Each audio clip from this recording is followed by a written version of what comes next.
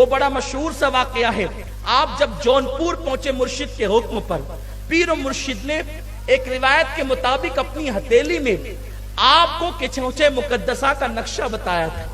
جو آج موجودہ کچوچے مقدسہ ہے اس کا نقشہ بتایا تھا. آپ جونپور پہنچے اور والی جونپور اس کے ساتھ آپ سیر کے لیے وہاں گئے جہاں آج کل حضرت کا مزار ہے. جب وہاں پہنچے تو وہاں جوگیوں کا بسیرا تھا، جوگی لوگ رہا کرتے تھے، اور اتنا بڑا جوگی تھا، اس جوگی کے پاس 500 شاگرد ہوا کرتے تھے. حضرت کو وہ جگہ بہت پسند آئی، پرفضا مقام تھا. دیکھیے جو اللہ والے ہوتے ہیں یہ دل بہت اچھے انداز سے جیتتے ہیں، اپنے اخلاق سے، اپنے کردار سے، لوگوں کو مشاہدہ کرا کے. حضرت مخدوم اشرف جہانگیر سمنانی نے والی جونپور سے، امیر جونپور سے کہا کہ یہ جو جگہ ہے یہاں تالاب ہے اور پرفضا مقام ہے، مجھے یہ پسند آتا ہے اور یہی میرے مرشد نے بتایا ہے. اس نے کہا حضرت اور یہاں تو جوگی لوگ رہتے ہیں اور وہ بہت آسانی کے ساتھ زیر نہیں ہوں گے. آپ نے فرمایا کوئی بات نہیں، ہم چل کے وہاں بیٹھتے ہیں. جوگی آیا جو جوگیوں کا سردار تھا، اس نے کہا یہاں سے ہٹو، یہ جگہ ہماری ہے. آپ نے فرمایا مرشد نے کہا تھا کہ یہ جگہ آپ رہیں گے. تو کہا ایسے میں جگہ خالی نہیں کروں گا، پہلے مقابلہ ہوگا. آپ نے فرمایا تجھ سے ہم مقابلہ نہیں کریں گے. دیکھو یہ مخدوم اشرف جہانگیر سمنانی ہے. فرمایا تجھ سے ہم مقابلہ نہیں کریں گے، اس لیے ہر ایک سے مقابلہ کرنا ہماری شان نہیں ہے. ہر ایک سے مقابلہ کرنا ہماری شان، خاندان رسالت کی شان ہی ہوتی ہے. خاندان رسالت کی شان ہی ہوتی. جوگیوں سے کیسے بھڑیں گے، جوگیوں سے کیسے لڑیں گے. سرکار مخدوم اشرف جہانگیر سمنانی نے فرمایا تجھ سے مقابلہ وہ کرے گا جو آج ہی مسلمان ہوا ہے اور آج ہی میرے ہاتھ پہ مرید ہوا ہے. اور اس کا نام میں نے جمال الدین رکھا ہے. اور جمال الدین کو جمال الدین راوت کے نام سے لوگ جانتے تھے.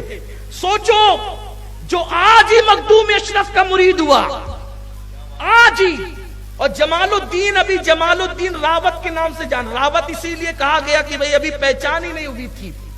جمال الدین کو کوئی جانتا نہیں تھا، آج ہی مرید ہوئے، آج ہی مسلمان ہوئے. فرمایا کہ مقابلہ یہ کرے گا تجھ سے.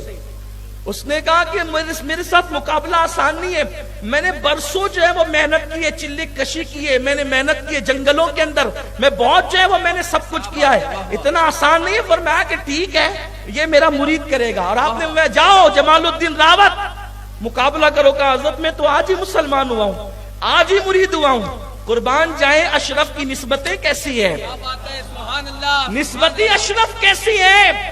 فرمایا مقابلہ کرنا ادھر آپ. اس وقت حضرت پان کھا رہے تھے. حضور مخدوم پاک پان بہت نوش فرماتے تھے. بلکہ تاریخ میں یہ بھی میں نے پڑھا ہے کہ جس وقت حضرت شرف الدین یحییٰ منیری رحمت اللہ علیہ نے فرمایا کہ میری نماز جنازہ ایک سید پڑھائے گا، اس کا نام اشرف ہوگا، اور اس کی داڑھی اتنا خوبصورت ہے وہ کہ اس کے حسن کی وجہ سے، اس کے رنگ کی وجہ سے اس کی داڑھی بھی سرخ ہے، لال ہے اس کی داڑھی.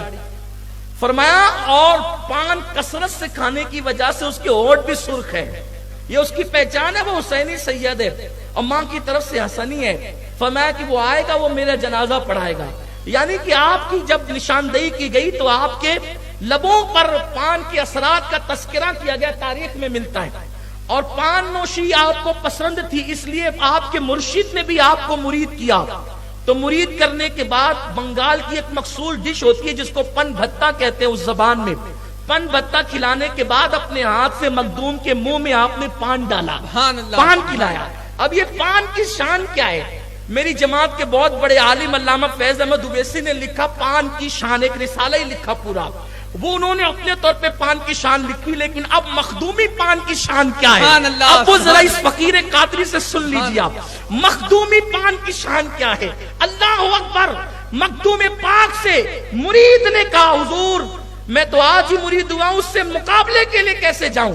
حضرت پان کھا رہے تھے، اپنے منہ کا پان اس جمال الدین راوت کے منہ میں اگل دیا. او بھائیو پان کیا ہوتا، پان کی حیثیت کیا ہوتی ہے، لیکن اپنے منہ کا پان جمال الدین راوت کے منہ میں اگل دیا. تو جیسے ہی جمال الدین راوت کے منہ میں آپ نے پان اگلا، جمال الدین کو ایک طاقت آ گئی اور آپ مقابلے کے لیے بغیر خوف و خطر کے چل دیے. اب آپ اندازہ کریں گلدان کے اندر اللہ نے اتنی طاقت رکھی ہو، اس کی ذات کی روحانیت کی طاقت و قوت کا حال کیا ہوگا؟ سبحان اللہ، سبحان لوگ اللہ، پان کھلا کے بگاڑ دیتے ہیں کیا یار، بات ہے، واہ واہ، سبحان اللہ، لوگ پان کھلا کے بگاڑ دیتے ہیں۔ لوگ کہتے ہیں نا اپنے بچوں سے پان کھانے والوں کے ساتھ نہیں رہنا، اور تو یہ بگاڑ دے گا تو بھی کھانے لگے گا، ہے نا؟ یہی تو ہوتا ہے نا۔ خدا کی قسم لوگ پان کھا کے بگاڑتے ہیں۔ اے مخدوم تیری عظمت پہ قربان، تو نے پان بھی نہیں کھلایا، پان کا بچا ہوا اگال کھلا دیا۔ سبحان اللہ، ارے اگال کھلا کر کے کس قدر آگے بڑھا دیا روحانیت میں مخدوم پاک نے۔ اب ان میں طاقت آ گئی، وہ تو بے خطر چلے۔ سب سے پہلے جوگی نے چونٹیاں بھیجی مقابلے کے لیے، چونٹیاں بھیجی، جیسی نظر ڈالی مخدوم کے مرید نے، وہ جادو والی چونٹیاں ختم ہو گئی، چونٹیاں ہی چونٹیاں دکھ رہی تھی جیسے نظر ڈالی۔ پان کھا کر نظر میں کیا کمال پیدا ہو گیا یار، اپنے ساتھ 10-20 سال تک لوگ رہتے ہیں، بدلتے نہیں ہیں، بچوں کی تربیت کرتے بدلتے نہیں۔ پان کے اگال میں کیا طاقت، اسے مخدوم اشرف کہتے ہیں۔ کبھی جائیے گا اس آستانے پر، حضرت علامہ عبد الرحمن چشتی فرماتے ہیں میں جب گیا مخدوم کے آستانے پہ میں نے خضر علیہ السلام کی زیارت کی۔ یہ شان ہے میرے مخدوم کی، سرکار مخدوم اشرف جہانگیر سمنانی رضی اللہ تعالیٰ عنہ کی۔ تو اس نے جیسی چوٹیوں پہ نظر ڈالی جمال الدین راوت نے، وہ سب چوٹیاں بھاگ گئی، یعنی ختم ہو گئی۔ پھر اس نے شیرنیاں چھوڑنا شروع کیا۔ شیرنیاں جیسے اس نے چھوڑا تو جہاں تک دیکھو شیرنیاں ہی شیرنیاں نظر آتی۔ شیرنی مطلب شیر کی مادہ، اس نے شیرنیاں ہی۔ لکھنے والوں نے بہت پیارا جملہ لکھا ہے کہ وہ جوگی کی شیرنیاں اشرف کے شیر نر کے سامنے کب ٹک سکتی تھی، تو مخدوم اشرف کے لال نے، ان کے مرید نے جیسے ہی نظر ڈالی اس کی شیرنیاں بھی ختم ہو گئی، اس کی شیرنیاں سب ختم ہو گئی چونکہ وہ جادو سے تھی۔ پھر اس نے اپنا سونٹا اٹھایا، سونٹا سمجھتے ہیں نا، یہ سونٹا جان بوجھ کے کہہ رہا ہوں، سونٹا سونٹا ہی کہتے ہیں، ڈنڈا سونٹا اٹھایا اور اس کو اس نے ہوا میں اچھالا۔ جیسی ہوا میں اچھالا تو اس کا ڈنڈا اڑنے لگا، اس کا ڈنڈا۔ میرے جیسا خطیب ہوتا تو اب بتائیں اس کا کام ہی کیا تھا وہاں۔ آپ لوگ کہتے ہیں نا ولیوں کا کیا کام ہے، ولیوں کی کرامت کیوں ہے، تو ولیوں کو جن کے مقابلے میں بھیجا گیا تھا وہ لوگ ایسے تھے۔ جوگی لوگ بھی جنگلوں میں منتر جنتر کرتے کرتے اتنی ترقی کر جاتے تھے جادو کے اندر کہ وہ اپنے ڈنڈے بھی اڑاتے تھے۔ اب کمزور لوگ دیکھیں تو وہ بگڑ جائیں، تو جب ان کے ڈنڈے جادو سے اڑتے تھے تو اللہ تبارک و تعالیٰ نے ولیوں کو اس کے مقابلے میں کرامت عطا کی تھی، تاکہ جب ان کے ڈنڈے اڑے تو ان کے ڈنڈوں پر قابو پانے کے لیے ان کے ڈنڈے کام کریں۔ کیونکہ مناظرے کے مقابلے میں مناظر چاہیے، مقرر کے مقابلے میں مقرر چاہیے، مدرس کے مقابلے میں مدرس چاہیے، لیکن جادو کے مقابلے میں تقریر تھوڑی چلے گی، جادو کے مقابلے میں تدریس نہیں چلے گی، جادو کے مقابلے کے اندر خطابات نہیں چلیں گے، جادو کے مقابلے میں تو پھر کرامت چاہیے نا۔ تو اب جب اس نے ڈنڈا اڑایا اپنا، تو پھر حضرت جمال الدین راوت نے کہا میرے مخدوم کا عصا لاؤ۔ جب مخدوم پاک کا عصا لایا گیا تو جمال الدین راوت نے اس کو بھی اڑا دیا۔ اب جب وہ اڑا، اب یہ بھی ڈنڈا اڑ رہا ہے جادو سے اور یہ بھی عصا اڑ رہا ہے۔ اب دونوں کے اڑنے میں فرق کیا ہے؟ جہاں کرامت آ جاتی ہے وہاں جادو نیچے ہو جاتا ہے۔ مخدوم اشرف کا ڈنڈا اڑا اور اس کے ڈنڈے کی خوب پٹائی کی اور اس کو نیچے لایا۔ جب اس کا ڈنڈا نیچے آیا تو ہوش میں آ گیا، اور آنے کے بعد جمال الدین راوت سے کہا ہم ہار گئے، آپ جیت گئے، اب ہم مخدوم کی بارگاہ میں چلنا چاہتے ہیں۔ ان کا ہاتھ پکڑا جمال الدین راوت نے اور اس کے بعد لا کر کے جیسے ہی قدموں میں ڈال دیا، مخدوم پاک نے کہا کلمہ پڑھو، اس نے کلمہ پڑھا۔